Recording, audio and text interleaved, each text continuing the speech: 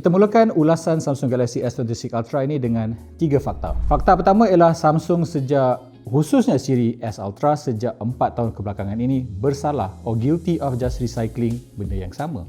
Perubahan sangat minimalis hingga banyak katakan it's not really significant. Fakta kedua pula ialah Samsung nampaknya tidak berani untuk menimbulkan evolusi ataupun innovation dibandingkan dengan dulu. Ada S Pen, ada skrin yang besar.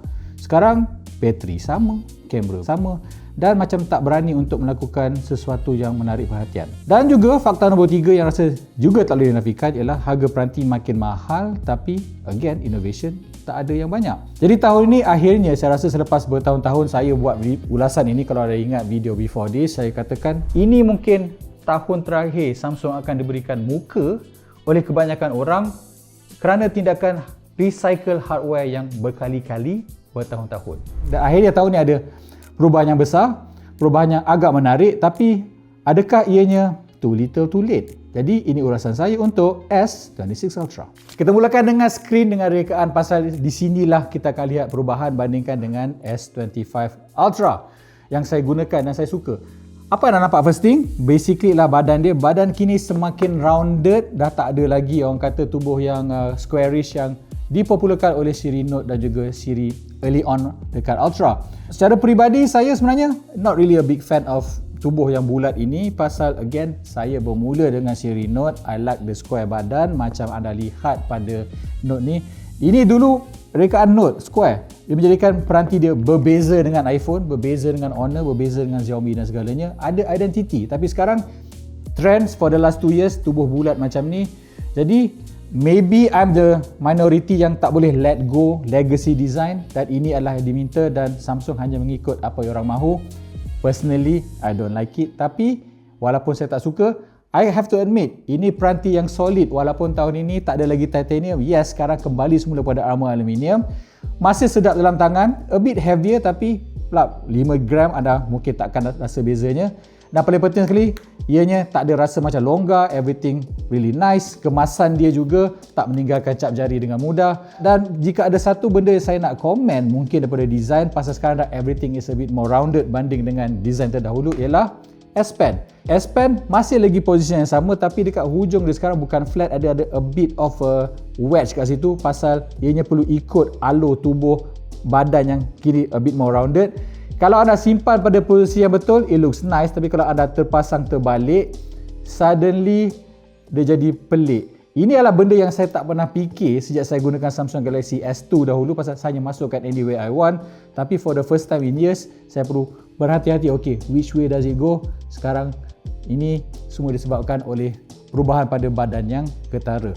Satu lagi benda yang mungkin saya boleh sentuh yang saya rasa relevant to the discussion ialah sekali lagi Samsung tak menawarkan bahagian magnet dekat belakang. Anda tahu bahawa magnet dekat belakang dah jadi standard banyak peranti. iPhone popularkan dan memudahkan anda untuk pasang aksesori macam MagSafe. Although MagSafe disokong pada S26 Ultra, tapi sambungan dia tak berapa solid. Saya rasakan it's about time Samsung gunakan standard pasal Apple dah bagikan ciri ini secara free kepada everyone to use dan keengganan mereka untuk menggunakannya membuatkan saya terpaksa beli casing untuk saya gunakan pelbagai aksesori yang compatible dengan MagSafe yang saya ada dekat rumah. Akhirnya kamera ada bonggol. Bonggol yang agak besar berbentuk bujur dan ini sekali lagi dipinjam daripada siri Z Fold. Personally, I like it pasal nampak lebih kemas kalau ada bandingkan dengan S25 Ultra. Okay, itu design. Tapi yang satu lagi perubahan yang nampaknya semua orang kalau anda kat social media, you can't miss it, mesti nampak ialah skrin.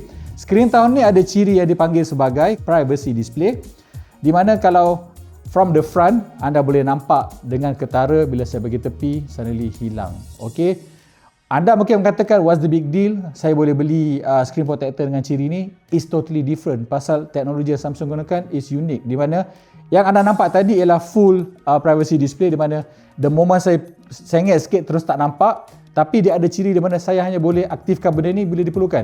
Saya boleh aktifkannya untuk say WhatsApp, mungkin untuk email dan mungkin juga bila saya sedang melayari web. Dan juga best kalau saya boleh option untuk notification part yang saya terima saja dia akan kabulkan, macam katakan password ataupun untuk pin mengunci kan. So, ia sangat cool sampai kita dah tahu bahawa pengeluar daripada lain dah nak pinjam guna ni, nak gunakan panel OLED. keluaran Samsung. Dan ada juga berita yang saya dah tulis sendiri bahawa mungkin Apple sendiri so impressed with this thing akan gunakan pada MacBook. Next, kita pergi dekat prosesor. Jadi gunakan Snapdragon 8 Elite Gen 5 for Galaxy. Ini adalah orang kata custom made chip hanya untuk Samsung. Jadi adakah ianya okey atau tidak? Anda boleh lihat skor dekat skrin sekarang. Sebenarnya skor dalam 3D Mark, skor dalam Antutu dan juga skor dalam Geekbench adalah sanding dengan peranti lain dengan Snapdragon 8 Elite Gen 5, dan dalam pelbagai permainan yang kami test ianya berfungsi dengan cukup lancar tanpa masalah yang besar. Cuma again, sejak kebelakangan ini apabila saya gunakan Snapdragon, bila ambil gambar dia jadi sedikit panas. Ini adalah benda yang dah berlaku maybe 3-4 tahun. Saya tak tahu sama ada saya harus katakan ini adalah sesuatu yang saya harus terima ataupun I supposed to meminta ianya diperbaiki. Tapi anda harus tahu, untuk kebanyakan aplikasi tak ada isu, cuma ambil gambar dia jadi sedikit lebih panas. Macam mana pula dengan software? Software sebenarnya sama je macam last year. Ia pakai Android 16 dengan pelancaran UI 8.5. Basically apa yang ada kita sebenarnya belum lagi boleh akses dekat Malaysia. Apa yang saya maksudkan kat sini? Jadi kalau anda tengok masa launching S26 Ultra tempoh hari, kalau anda duduk kat Korea Selatan dan anda duduk kat Amerika Syarikat, anda boleh akses Google Personal Intelligence. So what is this? So Gemini dengan Personal Intelligence, ianya adalah sebuah agentic AI. Anda boleh katakan dekat telefon, Gemini, tolong order Grab, saya nak balik rumah. Dia automatically akan launch Uber dekat Amerika Syarikat. Dia tahu rumah dekat mana, jadi anda tak payah nak set apa semua, automatically dia akan panggil Uber, anda harus tunggu saja. Everything is done in the background tanpa campur tangan manusia. At the same time dekat Amerika Syarikat juga, katakanlah anda nak makan, again Uber, kalau ada Uber Dash, anda boleh order, saya nak makan McDonald hari ni, order macam biasa, hantar pukul 8, agent akan kata, okay I get it, dia akan lakukan untuk anda. Ciri yang sangat cool, sangat hebat, unfortunately belum lagi activated kat Malaysia. At the same time juga, last week Google kata kita akan aktifkan pelbagai ciri anti-scam, anti-cheating, anti-penipuan yang selama ini eksklusif hanya pada Pixel, tapi again Korea Selatan dengan Amerika Syarikat.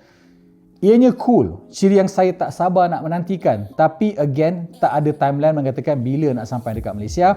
Dan orang kata let buyers beware, macam NKBHD cakap, jangan beli sesuatu untuk sesuatu yang dijanjikan. Pasal kalau saya boleh gunakan satu sampel S24 tempoh hari, saya tanya wakil Samsung, kata bila Galaxy AI akan support bahasa Melayu, dia kata soon. Dah 2 tahun bahasa Melayu tak ada lagi, yang ada hanyalah bahasa Indonesia. It's not the same, saya katakan pada mereka. Jadi adakah kita akan menanti sampai bila? Saya tak tahu. Tapi again, Samsung ialah sebahagian kecil peranti dekat pasaran Malaysia yang bagi 7 tahun kemaskini Android dan 7 tahun tampalan security. Jadi jika anda membeli telefon untuk guna masa-masa yang panjang, this is telephone for you. Okay, macam dengan kamera. Kamera dah ada bonggol yang lebih cantik, tapi macam mana dengan hardware? Well, ini Samsung. What do you expect? Masih lagi sensor yang sama. Jadi 200 megapiksel untuk sudut lebar, 50 megapiksel untuk ultra wide, 10 megapiksel untuk 3x zoom dan 50 megapiksel untuk periscope 5x zoom. Same thing. Tapi kita have to be credit when it's due.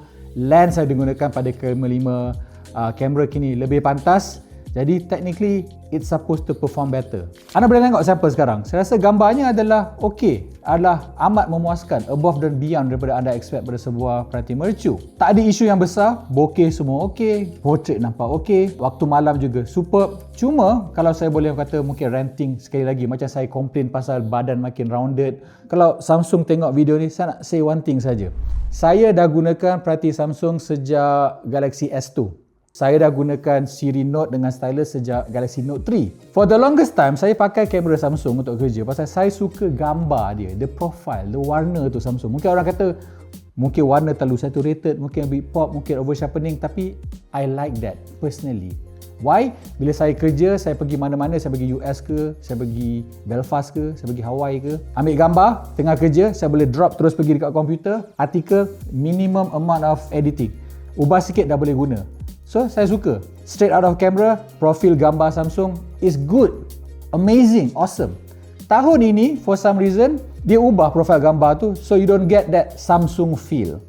Jadi, ada orang kata, sekarang Samsung punya kamera dah lebih kepada iPhone di mana ianya so natural, so realistic.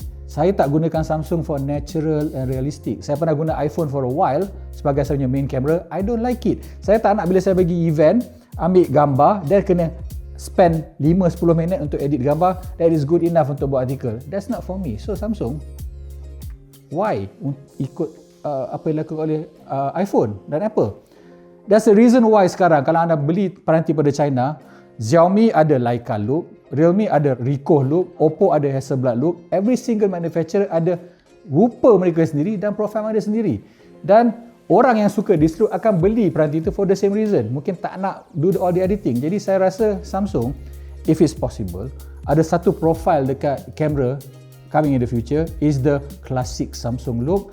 Saya boleh activate, so saya yang peminat tegar anda, your long time user, loyal user for years, masih boleh menikmati that same color profile that I love dan tidak terpaksa gunakan default sekarang yang more like an iPhone, which I really don't like. Okay, macam mana dengan bateri? Again, bateri 5000 mAh, but deng, another upgrade. Pengecasan sekarang 60 watt compared to 45 watt tahun lalu dengan wireless charging sekarang 25 instead of 15 watt. Again, good. Ketahanan masih lagi okay. Kalau saya buka masa subuh tadi, 10 o'clock, then I still have maybe 14% battery, which is good. But again, kita hidup dalam dunia pasca silicon carbide, di mana peranti pengeluar China ada 6,000, 7,000, in fact dah ada 10,000 mAh. Dalam penggunaan lebih berat, I have to admit, saya pernah pergi event, charge pukul 9, by the time pukul 6 petang dah perlu ada power bank, pasal kalau heavy usage memang tak boleh tahan sepanjang hari 5,000 mAh. Good news is kita dah tahu Samsung SDI dah mula development bateri SiC mereka sendiri, dan jika anda rasakan saya nak bateri Samsung dengan bateri besar, this is maybe not for you pasal still 5,000, tapi next year maybe, cross your fingers, kita akhirnya akan dapat peranti Samsung dengan bateri SiC dan kapasiti yang jauh lebih besar. S26 Ultra ialah untuk orang yang memang minat peranti Samsung, cannot use anything daripada Samsung. Saya jumpa banyak orang katakan begitu pasal I might be ranting tadi banyak gila, tapi ada banyak ciri yang ada pada peranti ini tak ada pada peranti lain. Screen recorder dia best in class. Stylus dia best in class. Name me another telefon dekat luar sana, Idris Candibai, yang ada S Pen yang versatile. Zero. Dan basically jika anda dah hook on to Samsung punya ekosistem, gunakan untuk TV macam saya gunakan untuk aircon dan segala, saya pakai SmartThings. This is the only thing for you pasal ianya akan memenuhi everything that you want. But having said that, siapa yang tak perlu beli peranti? Basically mereka yang mahukan more innovation year after year. Tak nak gunakan peranti yang just recycling the same spec tahun demi tahun, membosankan. Dan mahukan bateri yang tahan lebih lama, last longer, dan pengecasan lebih pantas. Dan you have to admit, dengan bayaran yang mahal, tahun ni harga meningkat lagi RM200 bandingkan last year kerana krisis RAM. Mungkin kalau anda rasa I can't afford this anymore, the S26 Ultra is definitely not for you. Jadi saya harap dengan dua counter argument saya berikan tadi, anda boleh berfikir sama ada saya harus beli ataupun tidak. Jumpa anda di video seterusnya. Saya Fiz Sarudin. Bye-bye.